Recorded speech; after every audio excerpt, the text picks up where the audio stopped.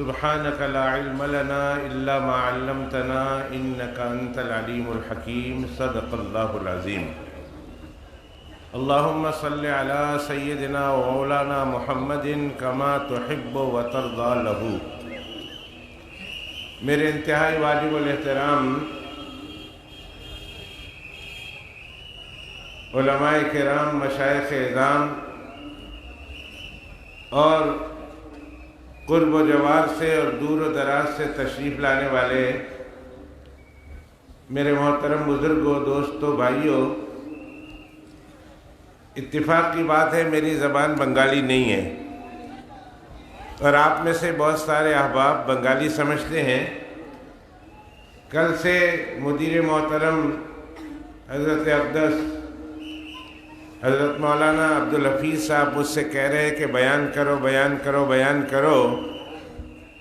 میں ان سے کہہ رہا ہوں کہ بھئی میری زبان بنگالی نہیں ہے اور مجمع بنگالی بولنے والا پڑھنے والا، اس لیے جو حضرات بنگلہ زبان میں ان کو بیان کر سکتے ہیں ان سے بیان کرائیں۔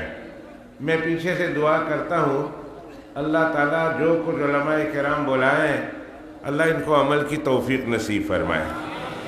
انہوں نے آج مجھے مجبور کیا کہ آپ نے بیٹھنا ہے اور بیٹھنے کے بعد کچھ بات کرنی ہے۔ کریں گے انشاءاللہ میرا بھی فائدہ ہو جائے گا اور آپ کا بھی فائدہ ہو جائے گا۔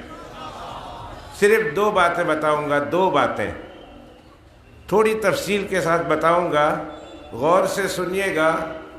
اللہ تعالیٰ سے دعا ہے اللہ مجھے بھی اللہ آپ کو بھی اس پر عمل کی توفیق عطا فرمائے اور اللہ ہماری اولادوں تک، ہماری نسلوں تک ہماری اس بات کو پہنچانے کی توفیق نصیب فرمائے، آمین یا رب العالمین۔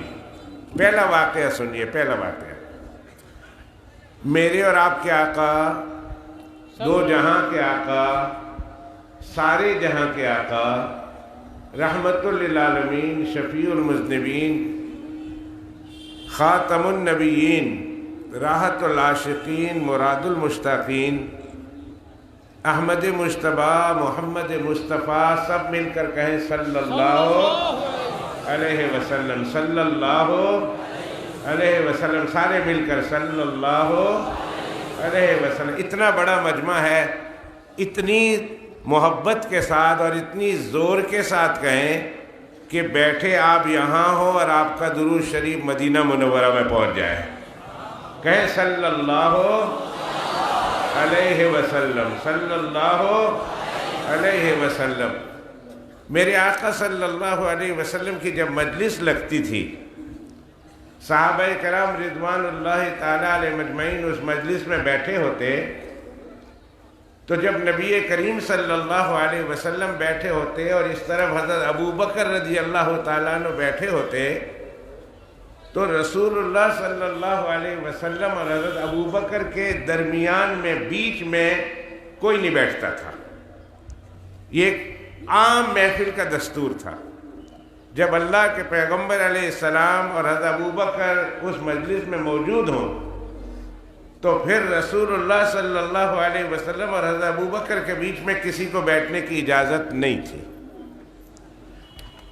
ایک دن ایسا ہوا، ایک پنڈو آیا، پنڈو بولنے سے دیہاتی، گاؤں کا رہنے والا، دیہات کا رہنے والا، وہ آدمی آیا اور آدمی آ کر دیکھا لوگ بیٹھے ہوئے ہیں، وہ پیچھے بیٹھ گیا۔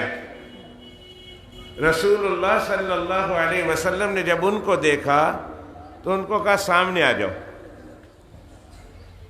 سامنے بلایا۔ وہ جب سامنے آیا تو بیچ میں بیٹھ گیا۔ رسول پاک صلی اللہ علیہ وسلم نے فرمایا اور آ گیا۔ وہ دیہاتی، دیہات سے رہنے والا، وہ اور سامنے بلایا، سامنے بلایا، سامنے بلایا، یہاں تک کہ وہ پہلی صف میں آ کر بیٹھ گیا۔ رسول پاک صلی اللہ علیہ وسلم نے فرمایا وہاں سے اٹھو، تم میرے پاس آ کے بیٹھو۔ حضرت ابو بکر بیٹھے ہوئے ہیں، رسول اللہ صلی اللہ علیہ وسلم بیٹھے ہوئے ہیں، اور رسول اللہ صلی اللہ علیہ وسلم نے اس پنڈو آدمی کو، دیہاتی آدمی کو، اعرابی آدمی کو، گاؤں کا رہنے والے کو اپنے اور ابو بکر کے بیچ میں بٹھا دیا۔ حیران ہو گئے سارے صحابہ کرام. آج تک کسی کو بیٹھنے کی اجازت نہیں اور بیٹھنے کی ہمت نہیں. آج پہلی بار ہے کہ کسی آدمی کو اللہ کے پیغمبر علیہ الصلوۃ والسلام ابو بکر کے اور ان کے بیچ میں بٹھا رہے ہیں. سارے آدمی تعجب کر رہے ہیں، سارے صحابہ، بڑے بڑے صحابہ کرام ہیں، تعجب کر رہے ہیں یہ کون آدمی ہے، پہلے تو دیکھا نہیں اور شکل و صورت سے لگتا ہے دیہات سے آیا ہے، گاؤں سے آیا ہے، تو اس کو کیوں بٹھایا؟ سارے صحابہ کرام رضوان اللہ تعالیٰ علیہ مجمعین حیران ہیں، پریشان ہیں، تعجب کر رہے ہیں اس کو کیوں بیچ میں بٹھایا. جب اللہ کے پیغمبر علیہ الصلوۃ والسلام نے صحابہ کرام کا چہرہ دیکھا کہ یہ لوگ حیران ہیں، پریشان ہیں، تو پوچھا تم پریشان ہو کہ میں نے اس کو ابو بکر کے اور میرے بیچ میں کیوں بٹھایا، اس لیے پریشان ہو؟ سارے صحابہ کرام نے کہا جی ہاں یا رسول اللہ صلی اللہ علیہ وسلم، ہم اس لیے پریشان ہیں کہ آپ نے آج تک کسی کو اپنے اور ابو بکر کے بیچ میں بٹھایا نہیں. آج اس کو بٹھایا، وہ تو پیچھے بیٹھ گیا تھا، آپ نے وہاں سے بلایا بلایا بلایا بلایا، بلانے کے بعد آپ نے آپ کے دونوں کے بیچ میں بٹھایا، ہم لوگ حیران پریشان ہیں. رسول اللہ صلی اللہ علیہ وسلم نے آگے فرمایا کہ اس کو میں نے نہیں بٹھایا، ادھر اس کو میں نے اپنی مرضی سے نہیں بٹھایا، مجھے اللہ نے کہا ہے کہ اس کو میرے اور ابو بکر کے بیچ میں بٹھاؤ. سبحان اللہ.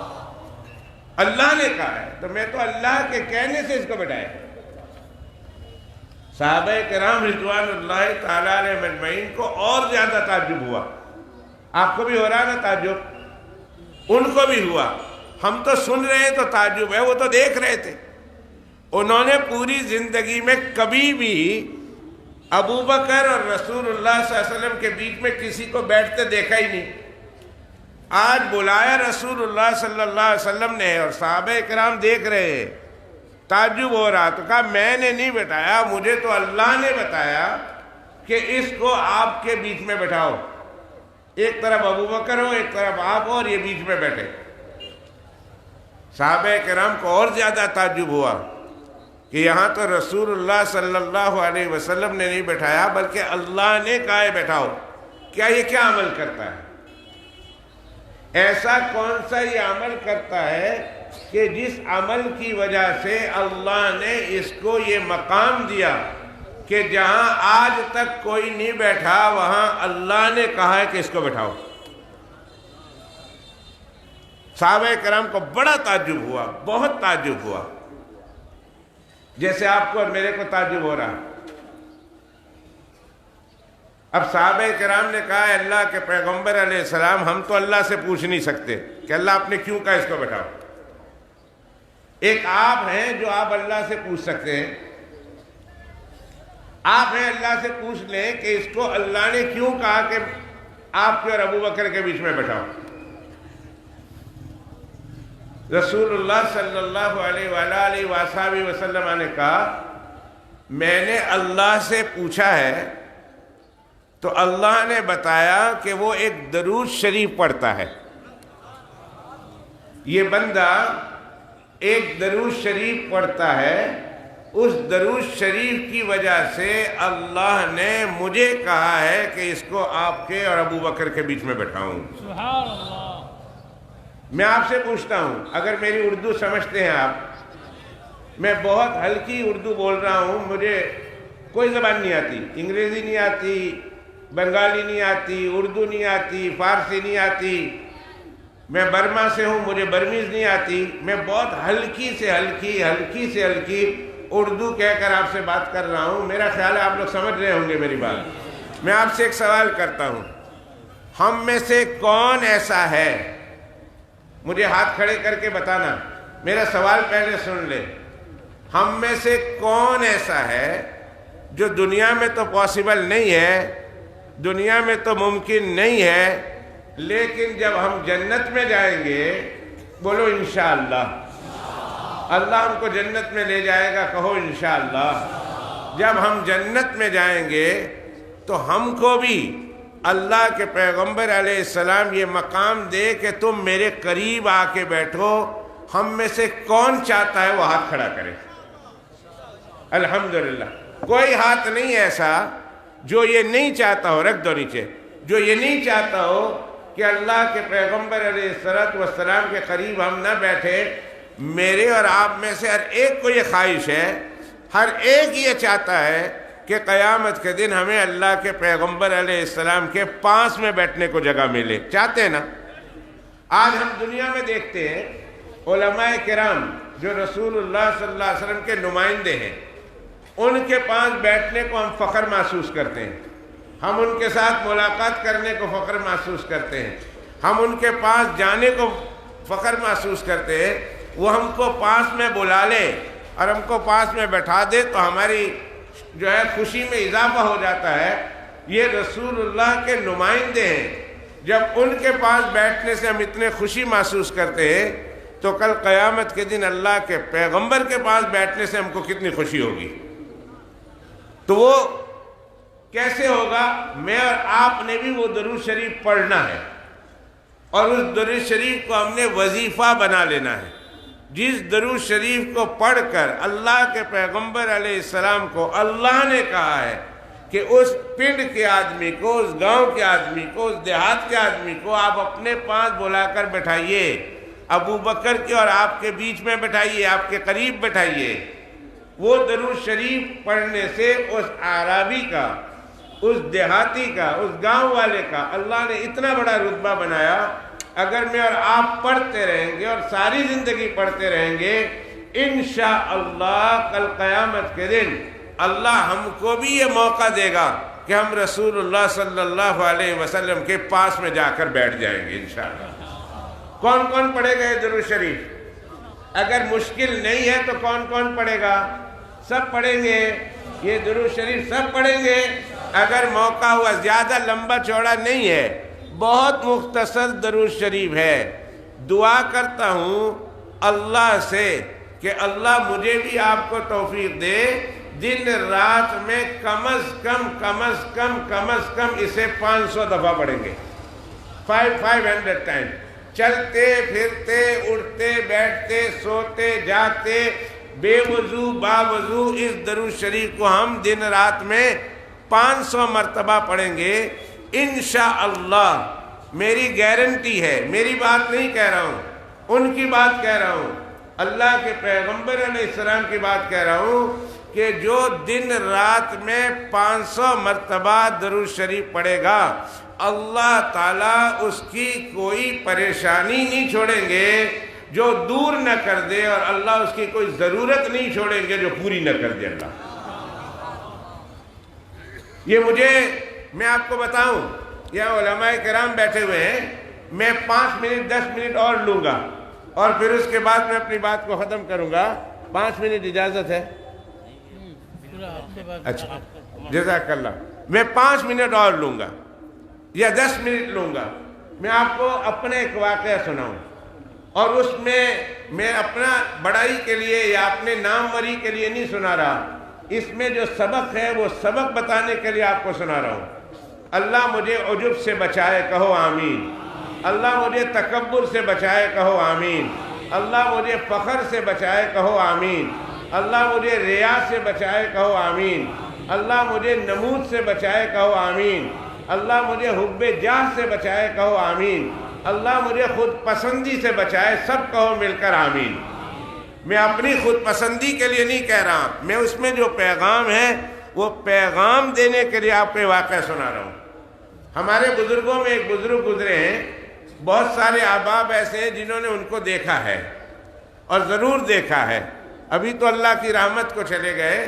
ہمارے پیر و مرشد سیدی مرشدی مولائی ابھی حبی و محبوبی قطب الاقطاب حضرت اقدس مولانا زکریا صاحب نور اللہ مرقدہ و برد مرجعہ فضائل اعمال جنہوں نے لکھی ہے، ان کے مرید تھے اور بہت بڑے مرید تھے اور ان کے بہت بڑے خلیفہ تھے۔ ان کا نام ہے حضرت اقدس مولانا عبدالحفیظ صاحب مکی نور اللہ مرقدہ، ان کا انتقال ہو گیا۔ اتنے بڑے بزرگ تھے، بہت بڑے بزرگ تھے۔ اللہ نے ان کو یہ مقام، یہ درجہ، یہ رتبہ دیا تھا کہ جب روضہ اطہر پہ جاتے تھے، نبی کریم صلی اللہ علیہ وسلم کے روضہ اطہر پر جب پہنچتے تھے اور اللہ کے پیغمبر علیہ السلام کی پاک بارگاہ میں جا کر سلام پیش کرتے تھے، اللہ سارے پردے ہٹا دیتا تھا اور مولانا عبدالحفیظ صاحب جناب رسول اللہ صلی اللہ علیہ وسلم کی زیارت نصیب ہو جاتی تھی. اتنے بڑے بزرگ تھے. اور اللہ نے اے آنے والے مسلمانوں، اے میرے پیاروں، اے جامعہ مدنیہ قاسم العلوم شاہ باغ میں آنے والے اور ان سے محبت کرنے والے میرے بزرگوں، اللہ کا شکر ادا کرو کہ اللہ نے ہمیں ایسے بزرگ عطا فرمائے ہیں کہ جن میں سے ہر ایک کی نرالی نرالی شان ہوتی تھی. شیخ العرب والعجم، اولاد رسول آل رسول، شیخ العرب والعجم حضرت اقدس مولانا سید حسین احمد مدنی نور اللہ مرقدہ وبرد مسجدہ، مسجد نبوی شریف میں، مدینہ شریف میں، مسجد نبوی شریف میں 17 سال تک 17 سال تک بیٹھ کر انہوں نے حدیث پاک پڑھائی ہے. بولو نا الحمدللہ، سبحان اللہ. اللہ نے کتنا بڑا مقام دیا. ہم لوگ ادھر سے پڑھتے ہیں حدیث شریف تو کہتے ہیں قال رسول اللہ صلی اللہ علیہ وسلم. جب حضرت مدنی نور اللہ مرقدہ مدینہ طیبہ میں بیٹھے حدیث پڑھا رہے ہیں تو یہ نہیں کہتے تھے قال رسول اللہ، بلکہ مسجد نبوی شریف میں بیٹھے ہوئے ہیں اور روضہ اطہر کی زیارت کر رہے ہیں اور کہہ رہے ہیں قال صاحب ھذا القبر، اس روضہ اطہر والے نے فرمایا. ایسے قبر اطہر کی طرف اشارہ کر کے فرماتے تھے قال صاحب ھذہ الروضہ الشریفہ، کہ مجھے اس قبر اطہر والے کا یہ فرمان سنا رہا ہوں. اس طرح اتنی 17 سال تک مدینہ شریف میں، مسجد نبوی شریف میں بیٹھ کر انہوں نے جو ہے حدیث پاک پڑھائی. ایک دفعہ حدیث پاک پڑھا رہے تھے، حدیث پاک پڑھاتے پڑھاتے ایک مسئلہ آ گیا. مسئلہ یہ آیا کہ کیا جناب رسول اللہ صلی اللہ علیہ وسلم اپنی قبر اطہر میں، اپنی قبر مبارک میں زندہ ہے کہ نہیں. یہ مسئلہ آ گیا. حضرت مولانا حسین احمد مدنی نور اللہ مرقدہ وبرد مسجدہ اور ہمارے بزرگوں کا عقیدہ یہ ہے کہ سرور دو عالم صلی اللہ علیہ وسلم اپنی قبر میں زندہ ہیں. کہو بے شک. جس کا یہ عقیدہ ہے وہ ہاتھ کھڑا کرے کہ اللہ کے پیغمبر علیہ السلام اپنی قبر اطہر میں، منہ سے بولو، زندہ ہے. اللہ کے پیغمبر علیہ السلام اپنی قبر اطہر میں زندہ ہے. جب ہم لوگ سلام کے لیے جاتے ہیں اللہ کے پیغمبر علیہ السلام ہمارا سلام بھی سنتے ہیں اور اللہ کے پیغمبر علیہ السلام ہمارے سلام کا جواب بھی دیتے ہیں. ہمارے پاس وہ کان نہیں ہے کہ ہم سنیں، ہمارے پاس وہ دل نہیں ہے کہ ہم ان کا جواب وصول کریں، لیکن اللہ کے کچھ بندے ایسے بھی ہوئے دنیا میں کہ جب سلام پیش کرتے تھے قبر اطہر سے ان کو جواب آتا تھا اور وہ جواب سنتے بھی تھے اور آس پاس والے بھی سنتے تھے. حضرت مولانا حسین احمد مدنی رحمۃ اللہ علیہ کے واقعہ سنو. جب مدینہ طیبہ میں حاضر ہوئے اور حاضر ہونے کے بعد انہوں نے سلام پیش کیا، کہا الصلاۃ والسلام علیک یا جدی یا رسول اللہ، او میرے نانا جان آپ پر سلام ہو. کیونکہ وہ رسول اللہ صلی اللہ علیہ وسلم کے خاندان سے تھے، اولاد رسول تھے. تو انہوں نے کہا نانا جان حسین احمد مدنی آپ کے پاس آیا ہے اور آپ کو صلاۃ و سلام پیش کر رہا. تو قبر اطہر سے جواب آیا وعلیک السلام یا ولدی، میرا بیٹا تمہیں بھی محمد الرسول اللہ کا سلام قبول ہو. سارے لوگوں نے سنا، جتنے تھے سب نے سنا اور مشہور ہو گیا اس زمانے میں کہ ایک ہندی کو، ہندوستان سے آئے ہوئے ایک ہندی کو رسول اللہ صلی اللہ علیہ وسلم کا سلام کا جواب آیا. اللہ تعالی ہم کو بھی رسول اللہ صلی اللہ علیہ وسلم کے روضہ اطہر پر سلام کے لیے حاضر ہونے کی اللہ ہم کو سعادت نصیب فرمائے. ہم جائیں گے، سلام پیش کریں گے، آقا جواب دیں گے. ہمارے پاس تو وہ دل نہیں، وہ کان نہیں، لیکن آقا علیہ السلام کو ہم سلام تو پیش کر سکتے ہیں نا. تو وہاں حضرت اقدس بیٹھے ہوئے تھے، مسئلہ چل پڑا. رسول اللہ صلی اللہ علیہ وسلم اپنی قبر میں زندہ ہیں، یہ مسئلہ بیان کر رہے تھے. تو وہاں ایک باہر کا کوئی آدمی بھی بیٹھا ہوا تھا. اس نے کہا کہ مولوی صاحب یہ مسئلہ تم غلط کہہ رہے ہو، یہ مسئلہ غلط ہے. انہوں نے کہا کیا ہے؟ کہ اللہ کے پیغمبر علیہ السلام سلام قبر اطہر میں زندہ نہیں ہے؟ حضرت مدنی نے فرمایا زندہ ہیں۔ اس نے کہا نہیں ہے۔ بحث شروع ہو گئی تو حضرت مدنی رحمت اللہ علیہ نے فرمایا، غصے میں آ گئے، جلال میں آ گئے، اور حضرت مدنی نے فرمایا اگر میں دکھا دوں تو، اگر میں تمہیں دکھا دوں کہ اللہ کے پیغمبر علیہ السلام اپنی قبر میں زندہ ہیں تو؟ اس نے کہا تو میں مان جاؤں گا۔ تو حضرت نے جلال میں آ کر کہا یہ دیکھو، ایسے روضہ اطہر کی طرف اشارہ کیا، فرمایا یہ دیکھو، مجمع میں جتنے لوگ بیٹھے ہوئے تھے سب نے روضہ اطہر کی طرف دیکھا۔ تو کیا دیکھ رہے ہیں؟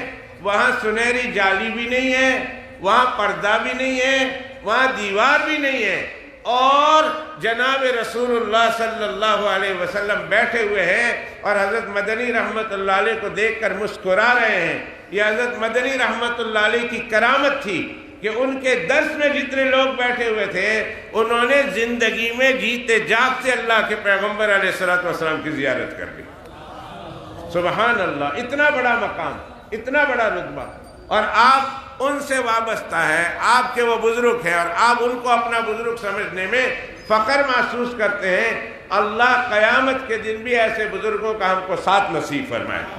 اسی طرح ایک بزرگ سے مولانا عبدالحفیظ صاحب، میں ان کی بات کر رہا تھا، تو میں برما میں تھا تو مجھے کوئی ضرورت پیش آئی، تو میں نے برما سے ان کو فون کیا، میں نے کہا حضرت جب آپ مدینہ طیبہ تشریف لے جائیں تو مدینہ طیبہ تشریف لے جانے کے بعد نبی کریم صلی اللہ علیہ وسلم کے روضہ اطہر پر پہنچ کر میری طرف سے سلام بھی پیش کرنا، اور اللہ کے پیغمبر علیہ السلام کے سامنے میرا حال بھی عرض کرنا اور یہ پریشانی بھی سنا دینا، اور اللہ کے پیغمبر علیہ السلام سے انسٹرکشن بھی لے لینا کیا کروں میں۔ کہتے ہیں میں کب جاؤں گا؟ ابھی جاتا ہوں تمہارے لیے۔ مکہ شریف میں رہتے تھے، وہ مکہ شریف سے مدینہ طیبہ گئے، وہاں جو کچھ انہوں نے کیا، دوسرے تیسرے دن ان کا فون آیا، کہا مولانا محمد بلال۔ میں نے کہا جی محمد بلال بول رہا ہوں۔ کہا بھائی میں آپ کے لیے گیا تھا مدینہ طیبہ۔ میں نے کہا جزاک اللہ۔ کہا میں نے آپ کا سلام بھی پیش کیا۔ میں نے کہا بہت جزاک اللہ۔ تو انہوں نے فرمایا کہ اللہ کے پیغمبر علیہ السلام نے آپ کو بھی سلام بھیجا ہے۔ الحمدللہ، مجھے خوشی ہوئی کہ اللہ کے پیغمبر علیہ السلام کا سلام کا جواب آیا۔ پھر میں نے کہا میری جو عرض کرنا تھا وہ پیش کیا؟ انہوں نے کہا پیش کیا، اور اللہ کے پیغمبر علیہ السلام نے اس کا یہ جواب دیا کہ ایسا ایسا کر لینا۔ وہ ایک میرا مسئلہ تھا، وہ مسئلے کا جواب بتایا۔ پھر آگے اللہ کے پیغمبر علیہ السلام نے فرمایا محمد بلال کو کہو، یہ اللہ کے پیغمبر علیہ السلام نے پیغام بھیجایا، محمد بلال کو کہو جو بھی پریشان حال اپنے کسی پریشانی میں مبتلا ہو کر تمہارے پاس آئے، دنیا کی پریشانی، آخرت کی پریشانی، بیوی بچوں کی پریشانی، کام کاج کی پریشانی، کوئی بھی پریشانی لے کر تمہارے پاس آئے تو تم انہیں یہ کہہ دینا کہ وہ دن رات کے 24 گھنٹے میں 500 مرتبہ درود شریف پڑھے، اللہ اس درود شریف کی برکت سے اس کی پریشانی دور فرما دے گا۔ 500 مرتبہ یہ ان سے کہہ دینا کہ وہ 500 مرتبہ درود شریف پڑھے، اللہ اس 500 مرتبہ روزانہ درود شریف پڑھنے پر اللہ اس کی پریشانی سے اس کو نجات عطا کر دے۔ یقین کیجئے اس دن کے بعد سے لے کر آج تک، اس دن سے لے کر جس دن سے میرے آقا کا یہ پیغام مجھ تک پہنچا ہے، کوئی بھی آدمی آیا، اپنی پریشانی لے کر آیا، اپنی کوئی پرابلم لے کر آیا، اپنی کوئی مشکلات لے کر آیا، کوئی ضرورت لے کر آیا، اور ہم نے اس کو 500 مرتبہ دن رات کے 24 گھنٹے میں درود شریف پڑھنے کا حکم دیا، ان سے درخواست کیا، اور اس نے پڑھا پابندی کے ساتھ۔ یقین کیجئے سفر میں ہوں، اللہ کو گواہ بنا کر کہتا ہوں کہ اللہ نے اس کی پریشانی کو 500 مرتبہ درود شریف پڑھنے کی برکت سے اللہ نے دور کر دیا۔ اللہ نے اس کی پریشانی چھوڑی نہیں پیچھے۔ جب بھی وہ 500 مرتبہ درود شریف پر آ گیا، اس نے اپنا معمول بنا لیا اللہ نے اس کی تمام پریشانی کو اس سے دور کر دیا۔ اس لیے دوستو میں نے یہ واقعہ سنایا اس لیے ہے کہ یہ درود شریف جو میں نے آپ کو ابھی وہ جس کا میں نے بتایا کہ وہ دیہات کا آدمی آیا، وہ گاؤں کا آدمی آیا، وہ جو ہے وہ گاؤں میں رہنے والا آیا، اور رسول اللہ صلی اللہ علیہ وسلم نے اس کو اپنے اور حضرت ابوبکر کے درمیان میں پہلی بار بٹھایا۔ اس سے پہلے کسی صحابہ کرام کو یہ جرأت نہیں تھی کہ وہ اللہ کے پیغمبر علیہ السلام اور حضرت ابوبکر کے بیچ میں جا کر بیٹھ جائے۔ میرے آقا نے خود بلایا، خود بٹھایا، صحابہ کرام کو تعجب ہوا تو اللہ کے پیغمبر علیہ السلام نے فرمایا نا میں نے نہیں بٹھایا، مجھے اللہ نے کہا اس کو بٹھاؤ، اس لیے میں نے بٹھایا ہے۔ صحابہ کرام کو اور تعجب ہوا کہ بھلا اللہ نے کیوں کہا ہے؟ تو پھر رسول اللہ صلی اللہ علیہ وسلم سے انہوں نے کہا اب اللہ سے پوچھ کے بتاؤ کہ اللہ نے کیوں کہا اس کو آپ دونوں کے بیچ میں بٹھانے کو؟ تو رسول اللہ صلی اللہ علیہ وسلم نے فرمایا میں نے اللہ سے پوچھا تو اللہ نے فرمایا وہ ایک درود شریف پڑھتا ہے، اس درود شریف کی برکت سے اللہ نے کہا ہے کہ اس کو آپ کے اور ابوبکر کے بیچ میں بٹھاؤں۔ آپ نے بھی وہ درود شریف یاد کرنا ہے، اور وہ درود شریف یاد کر کے آپ نے بھی روزانہ کتنی مرتبہ پڑھنا ہے؟ کتنی مرتبہ؟ 500۔ جس کو یاد ہو جائے گا وہ پڑھے گا، وہ وعدہ کرے کہ انشاءاللہ جس کو یاد ہو جائے گا وہ پڑھے گا۔ بڑا جو لمبا جس کو یاد نہیں ہوتا وہ بے شک نہ پڑھے، پر جس کو یاد ہوگا، اور میری گارنٹی ہے یاد ہو جائے گا، میں آپ سے وعدہ کرتا ہوں۔ اتنا لمبا چوڑا درود شریف نہیں ہے، بہت مختصر درود شریف ہے۔ جس بندے نے دن رات میں 500 مرتبہ درود شریف پڑھا، اس برکت سے اللہ اس کی پریشانی بھی دور کریں گے، اور اس کی برکت سے اللہ قیامت کے دن میرے آقا کا قرب بھی اسے نصیب کریں گے۔ بتا دوں درود شریف کہ اگلے سال بتاؤں؟ جی ابھی بتاؤں؟ پکی بات؟ پڑھیں گے نا؟ میں بتا دوں تو پڑھیں گے؟ بہت چھوٹا درود شریف ہے۔ میں نے 2 دعا بتانی ہے، ایک دعا تو یہ بتانی ہے اللہم صلی علی سیدنا محمد، یہ تو سب کو آتا ہے، اتنا تو سب پڑھتے ہیں، درود شریف پڑھتے نماز میں اللہم صلی علی محمد، یہی ہے اللہم صلی علی محمد، یہاں تک تو سب کو آتا ہے۔ آگے صرف 2 لفظ بولنا ہے، کما تحب و ترضا لہو، کما تحب و ترضا لہو، کما تحب و ترضا لہو، اللہم صلی علی محمد کما تحب و ترضا لہو۔ یہ درود شریف وہ اعرابی، وہ گاؤں کے رہنے والے صحابی رضی اللہ تعالیٰ عنہ پڑھا کرتے تھے، جس کی وجہ سے اللہ کو یہ درود شریف اتنا پسند آیا، اللہ کی نگاہ میں یہ درود شریف اتنا مقبول ہوا کہ اللہ نے رسول اللہ صلی اللہ علیہ وسلم کو حکم دیا کہ اس اعرابی کو، اس صحابی کو آپ نے اپنے اور ابوبکر کے بیچ میں بٹھانا ہے۔ تو یہ درود شریف آپ نے پڑھنا ہے۔ کون سا درود شریف ہے؟ زور سے پڑھیں گے اللہم صلی علی محمد، آگے پڑھیں گے کما تحب و ترضا لہو، کما تحب و ترضا لہو، اللہم صلی علی محمد کما تحب و ترضا لہو۔ اس درود شریف کو آپ نے صبح شام دن رات 500 مرتبہ پڑھنا ہے۔ یقین کیجئے اللہ اس درود شریف کی برکت سے جس طرح کی بھی پریشانی ہوگی اللہ آپ کی اس پریشانی کو دور کریں گے، اور انشاءاللہ انشاءاللہ انشاءاللہ کل قیامت کے دن اللہ کے پیغمبر علیہ السلام کے قریب میں اور پاس میں بیٹھنا اللہ نصیب کریں گے۔ خوش ہو گئے آپ؟ ناراض تو نہیں ہیں؟ میرے سے ناراض تو نہیں ہیں؟ جو ناراض ہیں وہ ہاتھ کھڑا کرو۔ 2 آدمی ناراض ہیں، یہ 2 آدمی ناراض ہیں، ہاتھ کھڑا کیا، دوسرے کوئی ناراض نہیں ہے۔ نہیں، وہ بھی انہوں نے غلطی سے کر لیا، مجھے پتا ہے، یہ میں ویسے چکر دے جاتا ہوں، اس طرح لوگ کھڑے کر دیتے پھر بیٹھ جاتے ہیں، مجھے پتا ہے سب خوش ہیں۔ ایک بات یہ ہوئی، ایک دوسری دعا بتاتا ہوں، اس دعا کو پڑھے بغیر چارہ نہیں ہے۔ اس دعا کو پڑھے بغیر ہمارا اور آپ کا چارہ نہیں ہے۔ اس دعا کو پڑھنے کا معمول بنا لیں، صبح شام دن رات چلتے پھرتے اٹھتے بیٹھتے اس دعا کو معمول بنا لیں، معمول بنا لیں، معمول بنا لیں۔ اللہ اگر آپ کی یہ دعا قبول ہو گئی، اور انشاءاللہ قبول ہوگی، کیوں نہیں قبول ہوگی؟ میرا اللہ کہتا ہے کہ وَإِذَا سَأَلَكَ عِبَادِي عَنِّي فَإِنِّي قَرِيبٌ أُجِيبُ دَعْوَةَ الدَّاعِ إِذَا دَعَانِ فَلْيَسْتَجِيبُوا لِي۔ دعا کرنا تمہارا کام ہے اور قبول کرنا اللہ کہتے ہیں میرا کام ہے۔ دعا تم کرو، تمہاری دعا میں قبول کروں گا۔ ادعونی، مجھ سے تم دعا مانگو، استجب لکم، میں تمہاری دعا قبول کروں گا۔ جب اللہ کہہ رہے ہیں تم دعا کرو، قبول میں کروں گا، اور بندہ دعا کرے تو اللہ قبول کیوں نہیں کرے گا؟ ضرور قبول کرے گا۔ اس لیے آپ نے اس دعا کو مانگنا ہے۔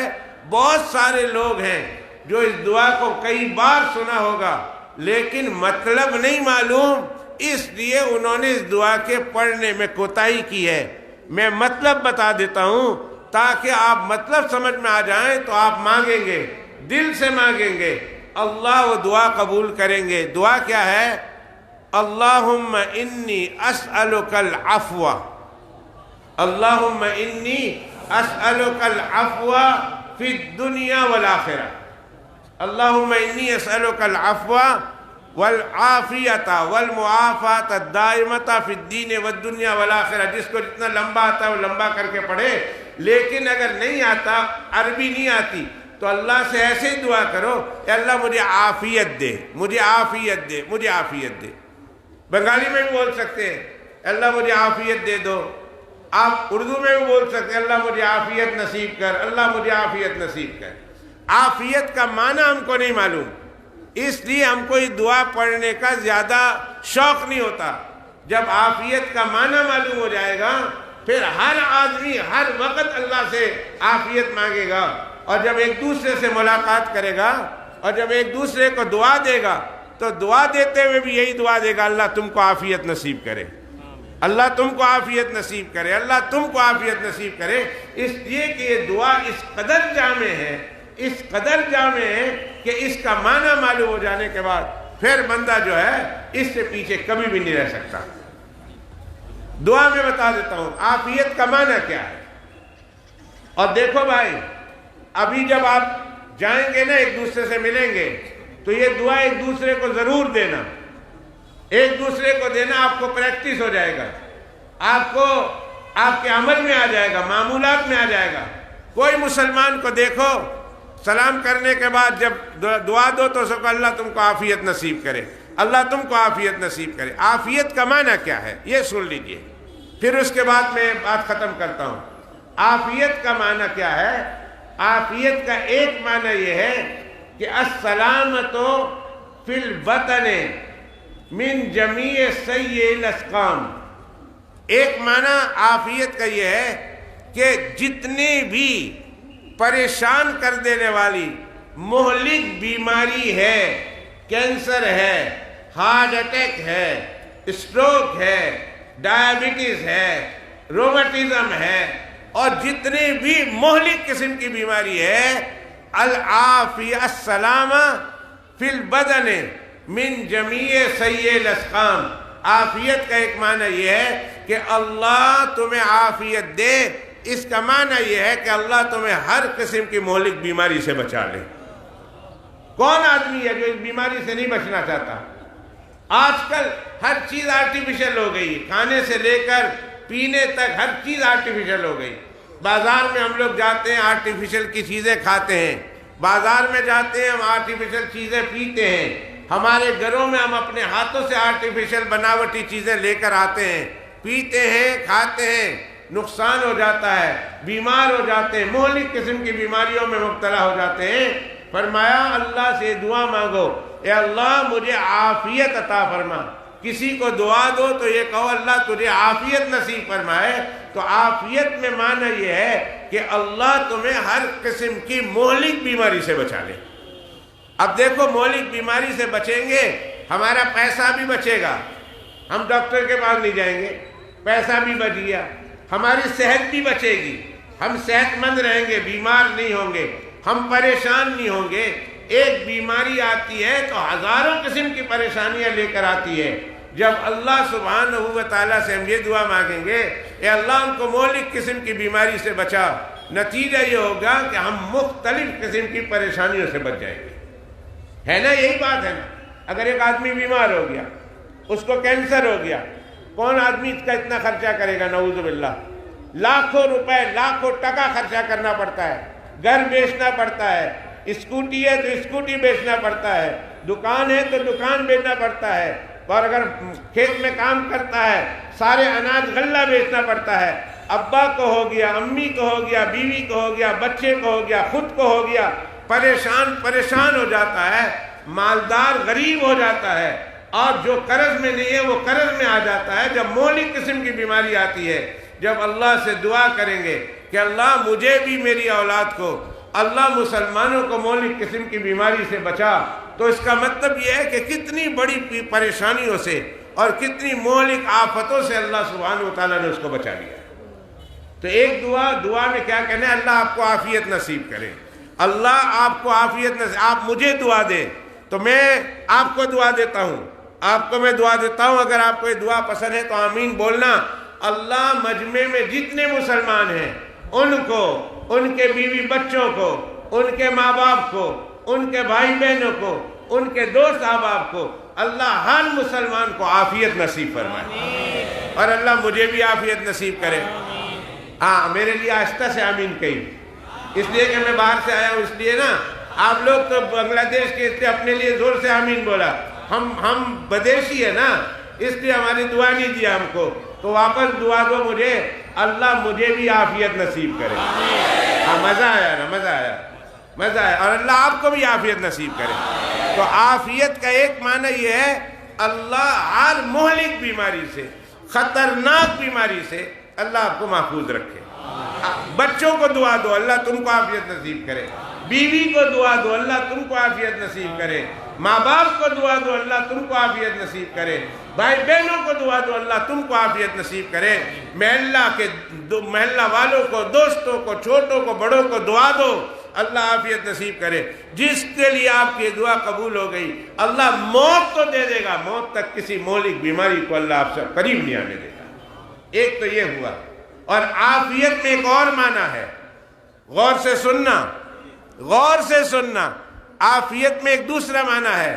یہ معنی میں نے نہیں بتایا، یہ ملا علی قاری رحمت اللہ علیہ نے مرقات شرح مشکات میں، بہت بڑا بزرگ، بہت بڑے محدث، بہت بڑے مفسر، بہت بڑے اللہ والے گزرے ہیں۔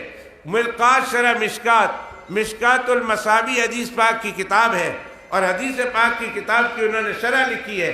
اس شرح کو حدیث پاک میں دعا آتی ہے، اس دعا کی شرح میں انہوں نے یہ بات لکھی ہے کہ جب اللہ سے عافیت مانگتے ہو تو ایک چیز اللہ سے مانگتے ہو، اللہ میرے بدن کو ہر قسم کی مہلک بیماری سے بچانا، اور دوسری بات یہ مانگتے ہیں، اے اللہ موت کے وقت تک، مرتے دم تک میرے دین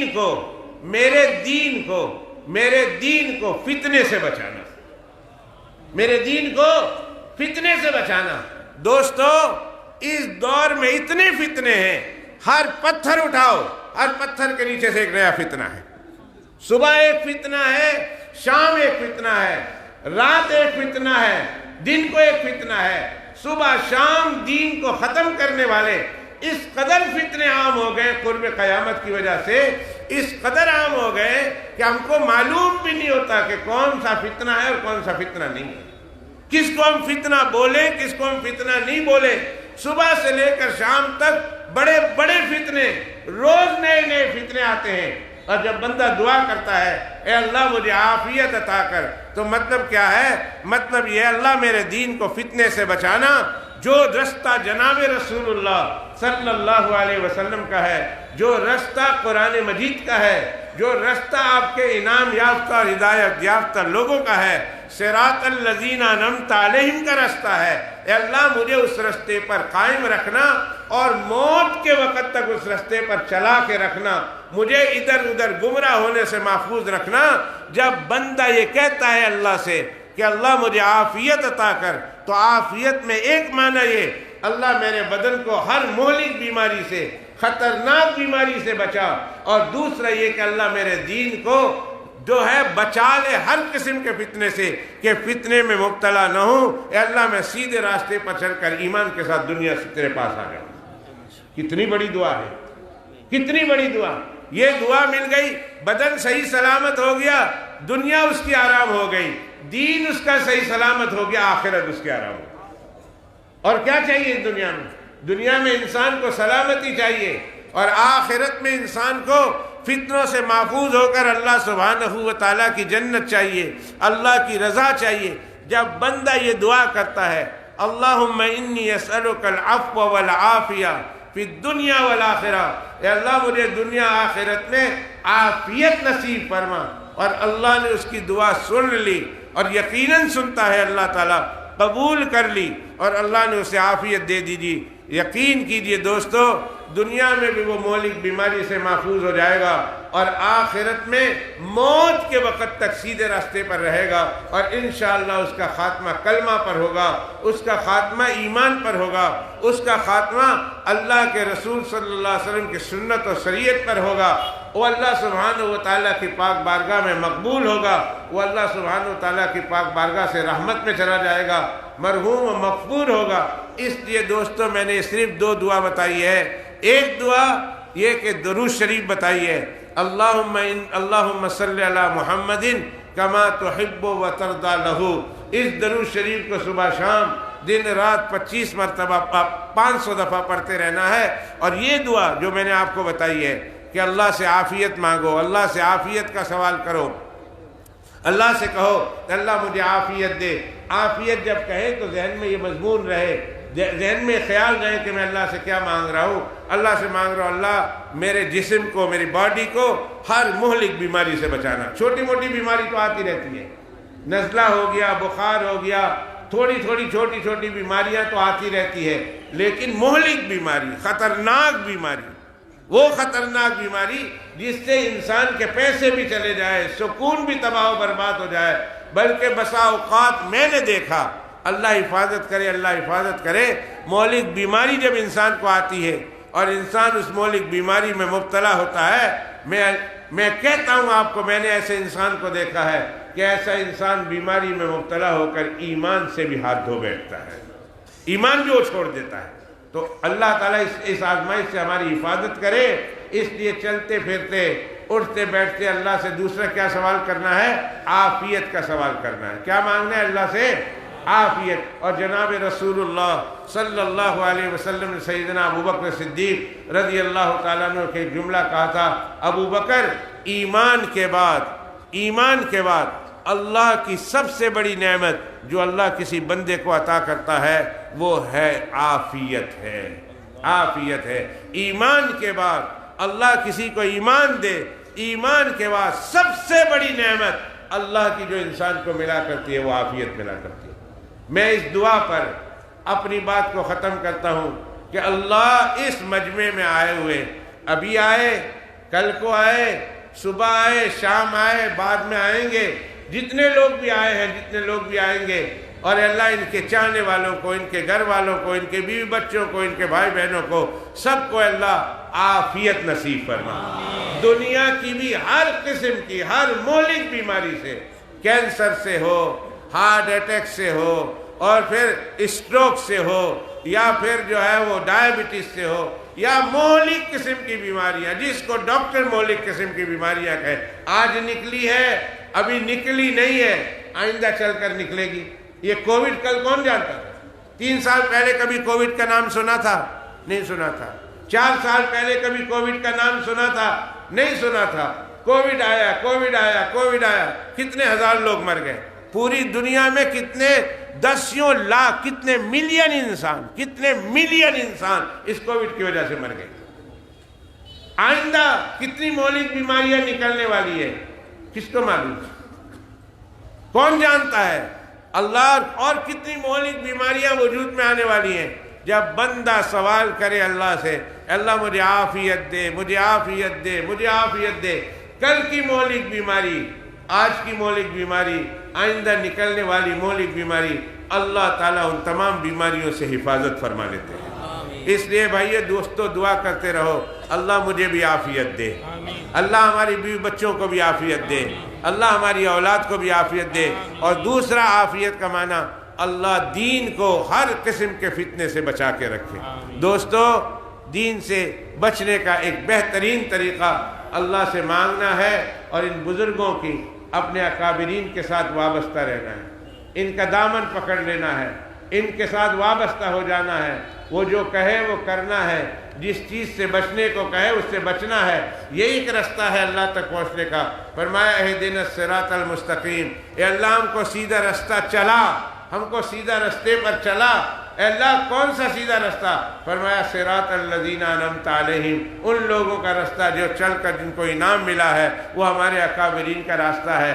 اکابرین کے راستے کو کبھی چھوڑنا نہیں، ان کے راستے کو مضبوطی کے ساتھ پکڑ کے رکھنا، ان کے پیچھے پیچھے چلتے رہنا.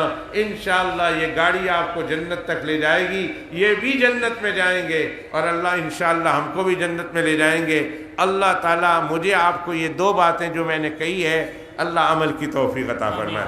ایک بات میں نے پھر دوہرا دیتا ہوں، ایک بات میں نے کہی تھی، 500 مرتبہ درود شریف پڑھیں گے نا، مجھ پر بھی بڑا احسان ہوگا، مجھ پر، آپ کا اپنے اوپر بھی بہت احسان ہوگا، بہت احسان. آپ کی ضرورتیں پوری ہوں گی، آپ کے کاروبار میں ترقی ہوگی، آپ کی دکان میں برکت ہوگی، آپ کے مکان میں برکت ہوگی، آپ کے کاروبار میں ترقی ہوگی، برکتیں ہوں گی، آپ کی پریشانیاں دور ہوں گی، پیسے کی پریشانیاں، دوسری پریشانیاں دور ہوں گی. آپ کا بھی فائدہ ہوگا اور مجھے بھی فائدہ ہوگا، اس لیے کہ میں نے بتایا ہے، میں نے بتایا ہے، میرا بھی فائدہ ہوگا. آپ پڑھیں گے آپ کو بھی فائدہ، مجھے بھی فائدہ. اور دوسرا یہ کہ چلتے پھرتے اٹھتے بیٹھتے عافیت کا اللہ سے سوال کرنا. جب بیٹھے ہو کوئی بات یاد آ گئی ہو، اللہ یاد آ گئے ہوں، دعا کے لیے ہاتھ اٹھ کھڑے ہو گئے ہوں، تو اللہ سے کہو اللہ عافیت نصیب کر، اللہ عافیت. دوسری چیزیں بھی مانگو پر یہ عافیت ضرور مانگنا ہے، ضرور مانگنا ہے، ضرور مانگنا ہے. اللہ عافیت دے، اللہ عافیت دے، اللہ عافیت دے. چلتے پھرتے اٹھتے بیٹھتے عافیت مانگو. بیوی بچوں کو بھی یہ دعا سکھاؤ، بیوی کو بھی سکھاؤ وہ بھی عافیت مانگے، بچوں کو بھی سکھاؤ وہ بھی عافیت مانگے. جتنے دوست احباب ہیں سب کو سکھاؤ. دعا کرتا ہوں اللہ میری آپ کی حاضری قبول فرمائے. جو باتیں میں نے کہی ہے، جو بتائی ہے، اللہ مجھے آپ کو اس پر عمل کی توفیق عطا فرمائے. وآخر دعوانا ان الحمدللہ رب العالمین.